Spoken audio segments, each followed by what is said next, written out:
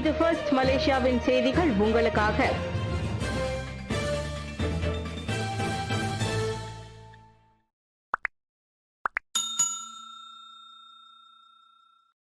விக்னேஸ்வரனை நான் மதிக்கிறேன். பிறரை போல வெளியே தோற்றியும் நேரடியாக இனித்தும் பேசுவதில்லை பிரதமர் அன்வார். சில தலைவர்கள் எப்போதுமே அரசாங்கத்தை வெளியே தூற்றிக் கொண்டிருப்பதையே வாடிக்கையாக கொண்டிருக்கின்றனர். இதனால் இழப்பு சாதாரண மக்களுக்கு தான், அப்படிப்பட்ட தலைவர்களுக்கு அல்ல. இதில் மாறுபட்டிருக்கிறார் மைகாவின் தேசிய தலைவர் தான் ஸ்ரீ விக்னேஸ்வரன். இந்திய சமுதாயத்திற்கான தேவைகளை என்னுடைய கவனத்திற்கு நேரடியாக கொண்டு வந்து அதை தீர்ப்பதற்கான முயற்சிகளை எடுத்து வருகிறார் விக்னேஸ்வரன். அதனால்தான் அவர் மீதான மரியாதை எனக்கு அதிகம் என புகழ்ந்துள்ளார் பிரதமர் அன்வார். புத்ரஜயாவில் MIET கல்வி நிதி வழங்கும் விழாவில் கலந்து கொண்டு சிறப்புரையாற்றிய போது பிரதமர் இவ்வாறு கூறினார்.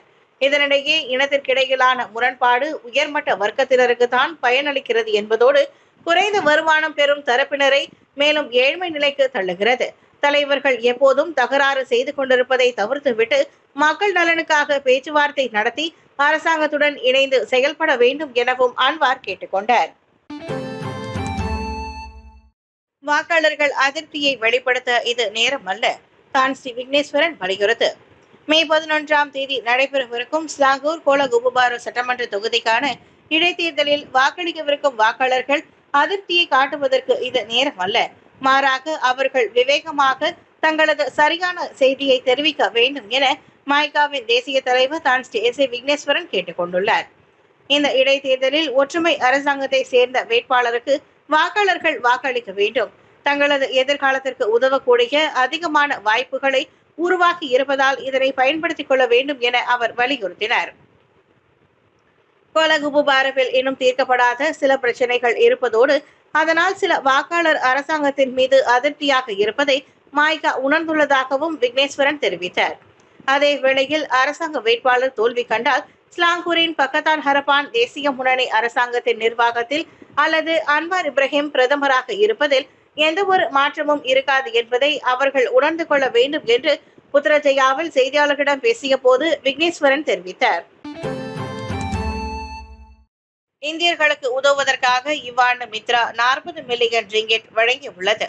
பிரபாகரன் தகவல். மலேசிய இந்திய உருமாற்ற பிரிவான மித்ரா இந்த ஆண்டு அரசாங்கம் ஒதுக்கிய 100 மில்லியன் ரிங்கெட்டிலிருந்து 40 மில்லியன் ரிங்கெட்டை இந்திய சமூக மாற்றம் மற்றும் சமூக பொருளாதார முன்னேற்றத்தை உறுதி செய்யும் நோக்கத்தில் பல்வேறு திட்டங்களுக்கு பயன்படுத்தப்பட்டுள்ளதாக மித்ரா சிறப்பு பணிக்குழுவின் தலைவர் பி பிரபாகரன் தெரிவித்தார். B40 எனப்படும் குறைந்த வருமானம் பெறும் தரப்பினருக்கு முன்னுரிமை அளித்து பல்வேறு செயல்முறை திட்டத்தின் மூலம் 40 மில்லியன் ரிங்கெட் ஆக்கப்பூர்வமாகவும் வெளிப்படையாகவும் செலவிடப்பட்டுள்ளதாக அவர் கூறினார். எங்களுக்கு ஒரு இலக்கு அல்லது நோக்கம் இருக்கிறது. இதுவரை மித்ரா வழங்கிய ஒதுக்கீடு மூலம் அரசு மற்றும் தனியார் உயர்கல்வி நிறுவனங்களில் மாணவர்களுக்கு நிதி உதவி, சிறுநீரக நோயாளிகளுக்கான டயாலிசிஸ் உதவி மற்றும் தனியார் மழலையர் பாலர் பள்ளி மாணவர்களுக்கு உதவி உட்பட பல்வேறு திட்டங்களை மித்ரா அமல்படுத்தியுள்ளது. இன்று இருக்கும் 60 மில்லியன் ரிங்கெட் ஒதுக்கீடு கல்வி நிதி, தொழில் நிபுணத்துவ சான்றிதழ்கள், தோட்டம் மற்றும் கிராமப்புற மக்களுக்கு உதவி போன்ற பல திட்டங்கள் மற்றும் முன்முயற்சிகளுக்கு பயன்படுத்தப்படும் என்று பினாங்கு இந்திய வர்த்தக மற்றும் தொழில் மன்ற மண்டபத்தில் செய்தியாளர்களிடம் பிரபாகரன் தெரிவித்தார். கோலகுபுபாரு இடைத்தேர்தலில் 4 முனை போட்டி. எதிர்வரும் மே மாதம் 11ஆம் தேதி நடைபெறவிருக்கும் ஸ்லாங்கூர் கோலகுபுபாரு சட்டமன்ற தொகுதிக்கான இடைத்தேர்தலில் பக்கத்தான் ஹரப்பான், பெரிக்கத்தான் நேஷனல், PRM வேட்பாளர்களுடன் ஒரு சுயேட்சை உட்பட 4 முனை போட்டி ஏற்பட்டுள்ளது. பக்கத்தான் ஹரப்பான் வேட்பாளராக DAP-யின் பாங்சாக் தாவோ, பெரிக்கத்தான் நேஷனின் சார்பில் கைருல் அசாரி சவுத், பார்ட்டி ராக்யாட் மலேசியாவின் ஹபிசன் ஜைனுடின், சுயேட்சை வேட்பாளர் இங்கி கான் ஆகியோர் 4 நேற்று காலை தங்களது வேட்புமனுக்களை தாக்கல் செய்தனர். உலுஸ்லாங்கூர் மாவட்ட பல்நோக்கு மண்டபத்தில் வேட்புமனு தாக்கல் முடிவுற்ற பின் தேர்தல் ஆணையத்தின் அதிகாரி யுஹானாஸ் அவுரி கமாருதீன் இதனை தெரிவித்தார். பக்கத்தான் ஹரப்பான் வேட்பாளரான 31 வயதுடைய பாங் வீடமைப்பு மற்றும் ஊராட்சித்துறை அமைச்சர் காங்கூர் மிங்கின் பத்திரிகை செயலாளராக இருந்து வருகிறார்.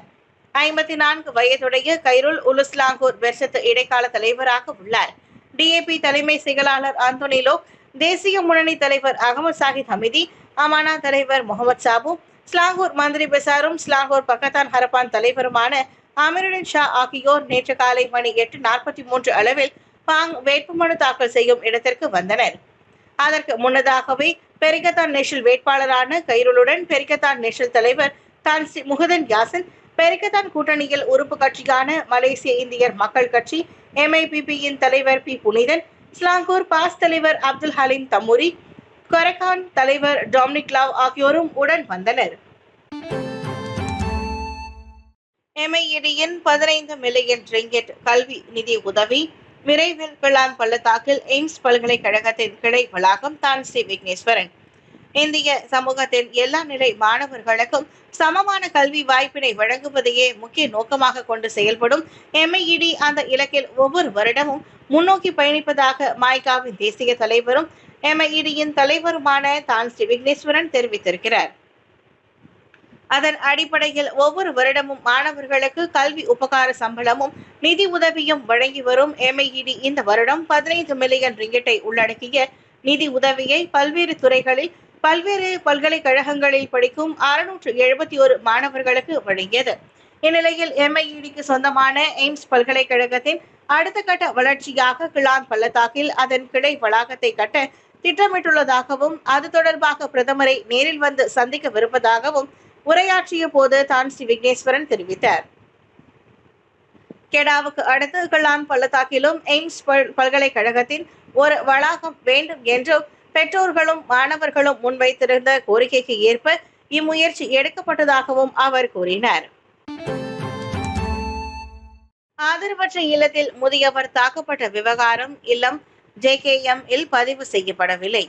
கெடா பாடாங்சராய் தாமண்டேசா அமானில் உள்ள ஆதரவற்றோர் இல்லத்தில் வசிக்கும் முதியவர் ஒருவர் தடியால் தாக்கப்பட்ட விவகாரத்தில் சம்பந்தப்பட்ட அந்த இல்லம் சமூக நலத்துறை JKM-இல் பதிவு செய்யப்படாதது கண்டறியப்பட்டுள்ளது. JKM தரப்பு மற்றும் போலீசார் அந்த ஆதரவற்றோர் இல்லத்தில் மேற்கொண்ட விசாரணையில் அந்த தகவல் அம்பலமானதாக மகளிர் குடும்பம் மற்றும் சமூக மேம்பாட்டு அமைச்சர் டத்தோஸ்ரீ நான்சி சுக்ரி தெரிவித்தார். நேற்று கூச்சிங் மாவட்ட அலுவலகத்தில் நடைபெற்ற நோன்பு பெருநாள் கொண்டாட்ட நிகழ்ச்சிக்கு பின்னர் செய்தியாளர்களிடம் பேசிய நான்சி அவ்விவகாரம் தொடர்பில் கருத்துரைத்தார். எனெக் மற்றும் ஹாம் வகை ஹெலிகாப்டர்களின் சேவையை தற்காலிகமாக நிறுத்த அரசாங்கத்திற்கு எண்ணமில்லை. ஃபெனெக் மற்றும் ஹாம் வகை ஹெலிகாப்டர்களின் சேவையை தற்காலிகமாக நிறுத்த அரசாங்கம் இதுவரை எண்ணம் கொண்டிருக்கவில்லை. பேராக் லுமூட்டில் அரசு மலேசிய கடற்படை தளம் TLDM-இல் கடல்சார் நடவடிக்கை ஹெலிகாப்டர் ஹாம் AW139 மற்றும் ஃபெனெக் M502/6 ஹெலிகாப்டர்கள் விபத்துக்குள்ளானதை தொடர்ந்து அவ்வகை ஹெலிகாப்டர்களின் பயன்பாடு குறித்து தற்காப்பு அமைச்சர் டத்தோஸ்ரீ முகமது காலிட் நோர்டின் அவ்வாறு கருத்துரைத்தார். கடந்த செவ்வாய்க்கிழமை நிகழ்ந்த ஹாம் AW139 மற்றும் ஃபெனெக் M502/6 ஹெலிகாப்டர்களை உட்படுத்திய விபத்தை தொடர்ந்து அவற்றின் சேவையை ரத்து செய்வதற்கான அவசியம் உள்ளதா என்று கேள்வி எழுப்பிய போது அவர் அவ்வாறு குறிப்பிட்டார். முன்னதாக அவர் நேற்று தெலங்கானு மாநில கம்புங் டுசுன் தெம்பாக்குவில் காசி இசான் குடியிருப்பு பகுதியில் ஒப்படைக்கும் நிகழ்ச்சியை நிறைவு செய்து வைத்தார். சைவ திருமுறை மாநாடு நேற்று தொடக்கம். தேவார போட்டியில் 250 பேர் பங்கேற்பு. ஸ்ரீ மகா மாரியம்மன் கோவில் தேவஸ்தானம் மற்றும் மஹிமா ஏற்பாட்டிலான சைவ திருமுறை மாநாடு நேற்று தொடங்கியது.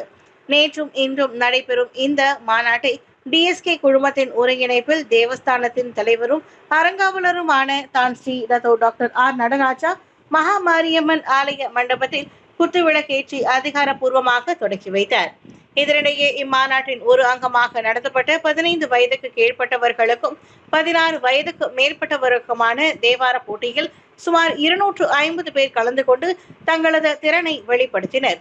ஸ்லாங்கூர் கூட்டரசு பிரதேசம் உட்பட பல இடங்களையும் சேர்ந்த போட்டியாளர்கள் திரளாக கலந்து கொண்டது மகிழ்ச்சியை ஏற்படுத்தி இருப்பதாக DSK குழுமத்தின் தலைவரும் ஸ்ரீ மகா மாரியம்மன் கோவில் தேவஸ்தானத்தின் அறங்காவலருமான டாக்டர் சிவகுமார் தெரிவித்தார். தேவார போட்டியின் முடிவுகள் இன்று நடைபெறும் பரிசளிப்பு விழாவில் அறிவிக்கப்படும் என்றும் அவர் கூறினார். இதனிடையே தேவார போட்டியில் கலந்து கொண்டவர்கள் சிலர் தங்கள் அனுபவத்தையும் பகிர்ந்து கொண்டனர். வேலைக்கார பெண் சேவை பெற விரும்பிய ஓய்வு பெற்ற ஆசிரியை இணைய மோசடியில் 2,50,000 ரிங்கெட் இழந்தார்.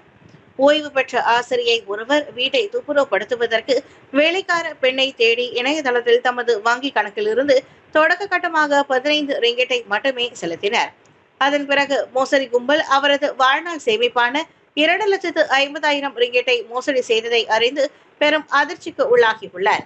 தனது வீட்டில் விருந்தினர்களை எதிர்பார்த்து கொண்டிருந்த அந்த ஆசிரியை துப்புரவு பணிகளுக்காக வேலைக்கார பெண்ணின் சேவையை பெறுவதற்காக இணையத்தில் தேடியிருக்கிறார்.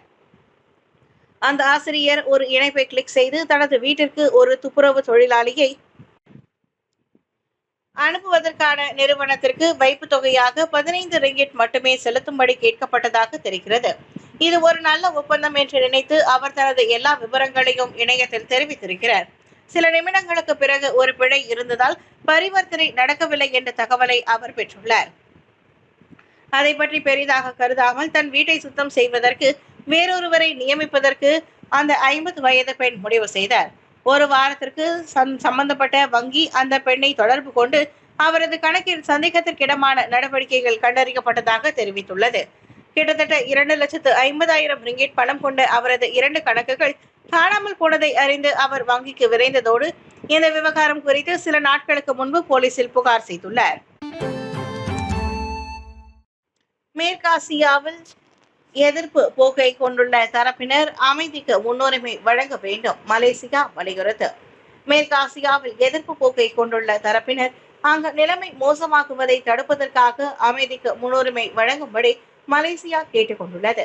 மேற்காசியாவில் நெருக்கடி அதிகரித்து வருவது குறித்து மலேசியா கவலை அடைவதாகவும் நியூயார்க்கில் உள்ள ஐநாவுக்கான மலேசியாவின் நிரந்தர பேராளர் டாக்டர் அகமது ஃபைசல் முகமது தெரிவித்திருக்கிறார். எதிர்ப்பு போக்கையும் சட்டவிரோத மனப்பான்மையும் சம்பந்தப்பட்ட அனைத்து தரப்பும் நிறுத்திக் கொள்ள வேண்டும் என அவர் வலியுறுத்தினார். மேற்காசியா மீதான பொது விவாதத்தில் டாக்டர் அகமது ஃபைசல் இதனை தெரிவித்தார். இஸ்ரேல் தொடர்ந்து சுமார் 200 நாட்கள் பாலஸ்தீனர்களுக்கு எதிராக நடத்தி வரும் தாக்குதலினால் இதுவரை இல்லாத அளவுக்கு பெரிய அளவில் மனித பேரிடர் ஏற்பட்டுள்ளதையும் அவர் சுட்டிக்காட்டினார். உதாரணத்திற்கு நாசர் மற்றும் அல்ஷிஃபா மருத்துவமனைகளில் ஏற்படுத்தப்பட்ட அழிவுகள் குறித்தும் அந்த மருத்துவமனைகளுக்கு அருகே பெரிய அளவில் மனிதர்கள் அடக்கம் செய்யப்பட்ட புதைக்குழிகள் கண்டுபிடிக்கப்பட்டது குறித்தும் மலேசியா அதிர்ச்சி அடைந்திருப்பதாகவும் அகமது ஃபைசல் கூறினார்.